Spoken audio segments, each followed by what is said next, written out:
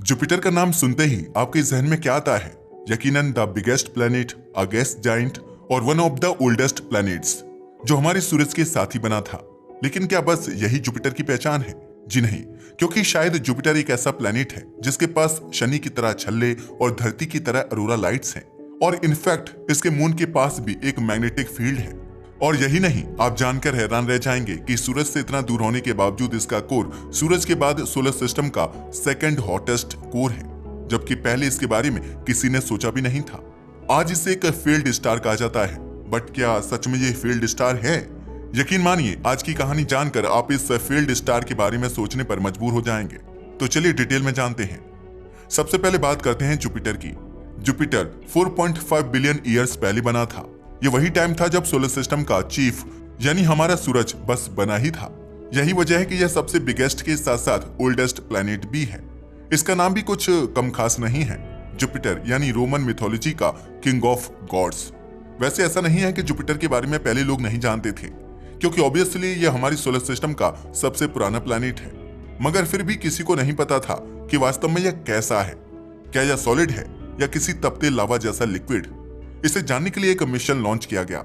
इस मिशन को भेजा था नासा यानी अमेरिका की स्पेस एजेंसी ने। इसका नाम था जूनो, और यह 5 अगस्त 2011 को जुपिटर को स्टडी करने के लिए भेजा गया था। हालांकि आज तक जुपिटर की बहुत सारी स्टडी हो चुकी है, लेकिन इसके सीक्रेट्स आज भी सामने नहीं आए हैं। हालांकि जूनो जुपिटर की कक्षा में था, लेकिन उसकी हेल्प के लिए नासा को पृथ्वी पर मौजूद कई टेलीस्कोप्स को भी जुपिटर की ओर मुड़ना पड़ा, चाहे वह हबल स्पेस टेलीस्कोप हो या फिर जेमिनी ऑब्जर्वेटरी। वैसे अगर बात की जाए जूनो और हबल की, तो एक्चुअल में दोनों ने अपनी यूवी और विजिबल लाइट डिटेक्टर्स की हेल्प से जुपिटर की सरफेस को स्टडी किया था। ऐसा इसलिए क्योंकि इसके एटमॉस्फेयर को स्टडी करने के लिए ऐसा किया जाना जरूरी था, क्योंकि अर्थ बेस्ड जेमिनी ऑब्जर्वेटरी इसे प्रॉपर्ली स्टडी नहीं कर पा रही थी। हालांकि उसके पास हाई पेनिट्रेशन वाले इंफ्रारेड डिटेक्टर्स थे, मगर उसके बावजूद वह अर्थ के एटमॉस्फेयर की वजह से केवल कुछ डेप्थ तक ही जुपिटर को स्टडी कर सकती थी। साथ ही उस समय पर ना तो हमारे पास इतनी टेक्नोलॉजी थी और ना ही ऐसे इक्विपमेंट जो जुपिटर की गहराई से स्टडी कर सके। पर अब इसी इंफ्रारेड टेक्नोलॉजी के साथ जेम्स वेब को भेजा गया है, जो स्पेस से जुपिटर पर नजर रख रहा है। और यही वह कारण था जिससे पहली बार हमें यह संकेत मिले कि बृहस्पति यानी जुपिटर के बादलों की ऊपरी सतह पर बेहद ठंडी हवाएं मौजूद हैं, जो कुछ ही पल में किसी चीज को तुरंत जमा सकती हैं। लेकिन दूसरी ओर सूरज से इतना दूर होने के बावजूद इसका कोर सोलर सिस्टम का सेकंड मोस्ट हॉटेस्ट कोर है। मगर अब सवाल यह उठता है कि आखिर ऐसा कैसे? क्या जुपिटर के केंद्र में मौजूद गैस प्रेशराइज होकर लिक्विड बन जाती है, या फिर वहां पर एक सॉलिड कोर मौजूद है? लेकिन यह एक कंफ्यूजिंग सवाल है, और सिर्फ आप ही नहीं, हमारे साइंटिस्ट भी कंफ्यूज्ड हैं। यही वजह है कि जुपिटर को स्टडी करना इतना जरूरी बन गया है, क्योंकि इसके थ्रू ही इसके कोर के डायनेमिक्स को और भी गहराई से समझा जा सकता है। इनफैक्ट जुपिटर के बारे में तो ये भी कहा जाता है कि जुपिटर का कोर ही असल में उसके नेवर एंडिंग स्टॉर्म्स को भी पैदा करता है। और अगर यह सच है तो यकीनन यह एक बड़ी खोज साबित हो जाएगा। वैसे अब तक विजिबल और यूवी रेंज में जुपिटर की जितनी भी पिक्चर्स हमारे सामने आई हैं, इनसे हमें पहले ही पता चल गया था कि जुपिटर के ऊपर डार्क लाइट बैंड्स मौजूद हैं। एक्चुअल में 644 किलोमीटर प्रति घंटे की रफ्तार से यहाँ अलग अलग गैसों की हवाएं चलती हैं, वो भी एक दिशा में नहीं बल्कि एक दूसरे के अपोजिट डायरेक्शंस में। लेकिन उड़ती बहती इन गैस बैंड से आज से लगभग 400 साल पहले जुपिटर के सदर्न हेमिस्फीयर में एक बहुत बड़ा बवंडर आ गया था। यह बवंडर कितना बड़ा था, इसका अंदाजा आप इस बात से लगा सकते हो कि आज की तारीख में यह 2 पृथ्वियों को निगल सकता था। क्या? जी हाँ, आपने सही सुना, और इसलिए इसका नाम रखा गया था द ग्रेट रेड स्पॉट। इस बवंडर को आए इतने साल गुजर चुके हैं, और हमारे एस्ट्रोनॉमर्स इसे समझने की दिन रात कोशिश कर रहे हैं, मगर इसके बावजूद हम इसके बारे में बहुत कम जानते हैं। मगर हाल ही में एक और खबर सामने आई है कि द ग्रेट रेड स्पॉट अब धीरे धीरे छोटा होता जा रहा है। क्या? जी हाँ, आपने सही सुना। दरअसल जुपिटर में कुछ तो ऐसा हो रहा है जिसकी वजह से यह स्टॉर्म थम रहा है, और अगर हमने इसको समझ लिया तो धरती पर आने वाले स्टॉर्म्स को रोकने में भी हमारी हेल्प हो सकती है। वैसे आपकी जानकारी के लिए बता दें कि यह सब कुछ हमें जेम्स वेब से ही पता चला है। दरअसल जेम्स वेब ने अपने NIR कैम यानी नियर इंफ्रारेड कैमरे से कुछ इमेजेस क्लिक की हैं, और इसमें केवल एक इमेज में 3 डिफरेंट कलर फिल्टर्स की मदद से जुपिटर के कई राज सामने आए हैं। अगर थीटा फिल्टर इमेज की बात करें तो ये फिल्टर हमें जुपिटर के एटमॉस्फेयर की ऊपरी परतों में मौजूद गैसों, धुंध, बर्फीले कणों और चमकने वाले कणों के बारे में अहम जानकारियां देते हैं, जैसे कि अमोनिया और आइस के क्रिस्टल से भरे हुए धुंधले गैस क्लाउड्स, साथ ही उनके ऊपर मिक्स हुए शाइन्स। जी हाँ, जुपिटर पर भी अरोरास साइन करते हैं। इनफैक्ट यहाँ पर तो इतने पावरफुल और चमकते हुए अरोराज बनते हैं कि उस एनर्जी से 100 टेरावाट तक की बिजली भी बनाई जा सकती है। ये बिजली कितनी ज्यादा होती है इसका अंदाजा आप इस बात से लगा सकते हो कि 1 लाख पावर प्लांट मिलकर भी इतनी बिजली नहीं बना सकते। अब आप सोच रहे होंगे कि हम तो जुपिटर से कहीं ज्यादा सूरज के नजदीक हैं, फिर भी हमारे पास इतनी intense aurora creating solar flare नहीं पहुंच पाते, और आखिर जुपिटर पर इतने स्ट्रॉन्ग सोलर फ्लेयर्स कैसे पहुंच जाते हैं? वेल, ऐसा इसलिए क्योंकि हमारे पास जुपिटर की तरह 3 अजीबोगरीब मून नहीं है। आप जानकर हैरान रह जाएंगे कि जुपिटर पर अरोरा लाइट्स सूरज की नहीं बल्कि उसके 3 सबसे नजदीकी मून की वजह से आते हैं, जिनका नाम है आयो, गैनीमेड और यूरोपा। अगर आयो और यूरोपा की बात की जाए तो यह 4:2:1 के ऑर्बिटल रेजोनेंस में जुपिटर के चक्कर काटते हैं। यानी कि जब आयो 4 चक्कर लगाता है तब यूरोपा 2 चक्कर काटता है और तीसरा मून यानी गैनीमेड केवल 1 ही चक्कर लगाता है।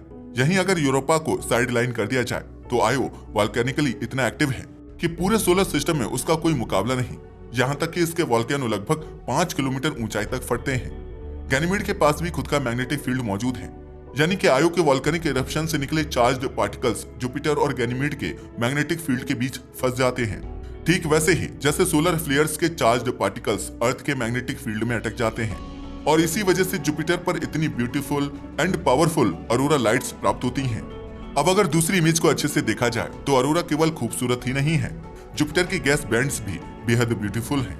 दरअसल जुपिटर के एटमॉस्फेयर की बात की जाए तो इसमें अमोनिया क्रिस्टल्स और हाइड्रोजन भरे हुए हैं, और यह तो आप भी जानते हैं कि हाइड्रोजन और हीलियम गैसें कंपैरेटिवली हल्की होती हैं, इसलिए वो ऊपर की तरफ मौजूद होती हैं। मीथेन गैस नीचे चली जाती है, मगर जैसा कि हमने अभी बताया इसका कोर गर्म है, नीचे गर्म कोर और ऊपर सुपर कूल ठंडा स्पेस। अब ऐसे में नीचे की गैस गर्म होकर हल्की हो जाती हैं और ऊपर की तरफ बढ़ने लगती हैं, जबकि ऊपर की ठंडी गैस भारी हो जाती हैं और नीचे बैठने लगती हैं। इसी गैसेस मूवमेंट की वजह से यहाँ पर पूरे सोलर सिस्टम का सबसे बड़ा स्टॉर्म यानी कि द ग्रेट स्टॉर्म बना है। साथ ही एक दूसरी इमेज में कुछ अलग नजर आ रहा है, और यह है व्हाइट कलर का एक स्पॉट। दरअसल ऐसा इसलिए क्योंकि इस इमेज में कलर्स की बहुत गहराई है। इस इमेज में जितने भी ब्राइटर शेड्स वाले एरिया दिखाई दे रहे हैं वो हाई एल्टीट्यूड में मौजूद चीजों को दर्शाते हैं। यानी कि अगर जुपिटर पर माउंट एवरेस्ट होगा तो उसे भी ब्राइटर शेड में ही दिखाया जाएगा। इसका मतलब यह है कि द ग्रेट रेड स्पॉट सिकुड़ रहा है और वह एक्चुअली में किसी पहाड़ की तरह ऊपर उठता जा रहा है। अब जरा सोच कर देखो, जुपिटर एक मैसिव प्लैनेट है, इसका कोर सूरज जितना गर्म है और वह सूरज के साथ साथ ही बना है। साथ ही सूरज की तरह यह हाइड्रोजन और हीलियम से भरा हुआ है। हमें पता है, अब आप सोच रहे होंगे तो क्या ऐसा संभव था कि सौरमंडल की शुरुआत में हमारे सिस्टम में एक नहीं बल्कि 2 सूरज हो सकते थे? वेल, इसका जवाब है नहीं, क्योंकि आज कई लोग मानते हैं कि जुपिटर एक फील्ड स्टार है, मगर ऐसा सच नहीं है। हालांकि ये सच है कि जुपिटर ने सोलर सिस्टम को बनाने में योगदान दिया है, जिसका अंदाजा आप इस बात से लगा सकते हो कि उसने कई इनकमिंग एस्टेरॉइड्स और कॉमेट्स को अपनी ग्रेविटी से खींचकर बाकी प्लैनेट्स की जान बचाई है। और इतना सब कुछ करने के बावजूद जुपिटर की मौजूदा लोकेशन ही ऐसी थी कि वह एक तारा नहीं बन पाया। यही वजह है कि आज अगर उसे एक छोटा तारा बनना है तो अपनी प्रेजेंट मास से 83 से 85 गुना ज्यादा मास गेन करना होगा, और अगर उसे एक फुली फ्यूज्ड स्टार बनना है तो उसे अपने करंट मास से लगभग 13 गुना ज्यादा मास चाहिए। सिंपल वर्ड्स में कहें तो अगर जुपिटर और उसके सभी मून्स, यहाँ तक कि सभी एस्टेरॉइड्स भी उसमें समा जाएं, तब भी वह एक रियल स्टार नहीं बन सकता। तो इससे साबित होता है कि Jupiter is a field star एक मिथ है। वैसे यह इकलौता मिथ नहीं है जो जुपिटर से जुड़ा है।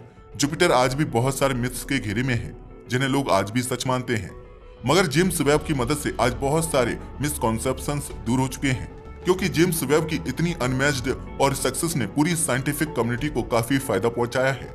लेकिन चाहे जो भी हो, आज भी लोग जुपिटर के बारे में जानना चाहते हैं, और हम आज भी इसे पूरी तरह से जान नहीं पाए हैं। जुपिटर एक ऐसा प्लैनेट है जिसे न जाने हम कितने हजार सालों से ऑब्जर्व करते आ रहे हैं। हम जिस ग्रह को सदियों से देख रहे थे उसके बारे में हमें बीते कुछ महीनों में असली जानकारी मिली है।